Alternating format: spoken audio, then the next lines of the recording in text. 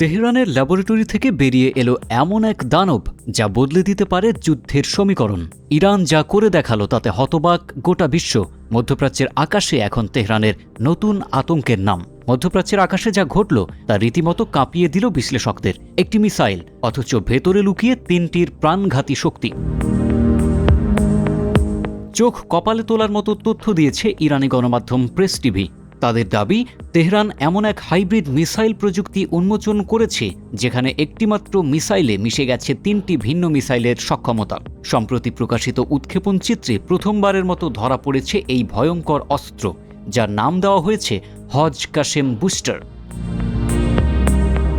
আর এই মিসাইলের গঠন শুনলেই গা শিউরে উঠবে। নিচের অংশে বসানো হয়েছে হজ কাশেমের সলিড ফুয়েল বুস্টার, যা দেয় বিদ্যুৎ গতি আর প্রচণ্ড শক্তিশালী ওয়ারহেড বহনের সামর্থ্য। আর ঠিক তার ওপরেই জোড়া লাগানো হয়েছে খেইবার সেকান কিংবা ফাত্তাহ 1-এর মরণঘাতী ওয়ারহেড। ফলে পরিণত হয়েছে এমন এক মিসাইল যা একই সঙ্গে দ্রুতগামী, নির্ভুল লক্ষ্যভেদী আর রাডারের চোখ ফাঁকি দিতে সক্ষম। কিন্তু কেন এই আয়োজন? প্রেস টিভির দাবি, লক্ষ্য একটাই, যুক্তরাষ্ট্রের প্যাট্রিয়ট 3 আর ইসরায়েলের ডেভিডস স্লিং অ্যারোডাইনামিক ডিফেন্স সিস্টেমকে বোকা বানানো।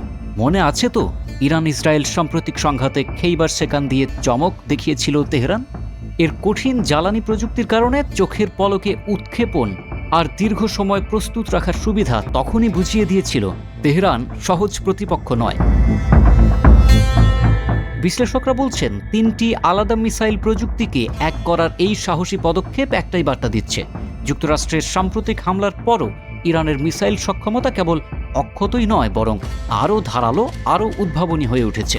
তেহরানের ভাষ্য স্পষ্ট, মধ্যপ্রাচ্যে মার্কিন ঘাঁটিগুলোর জন্য অপেক্ষা করছে এক নতুন দুঃস্বপ্ন।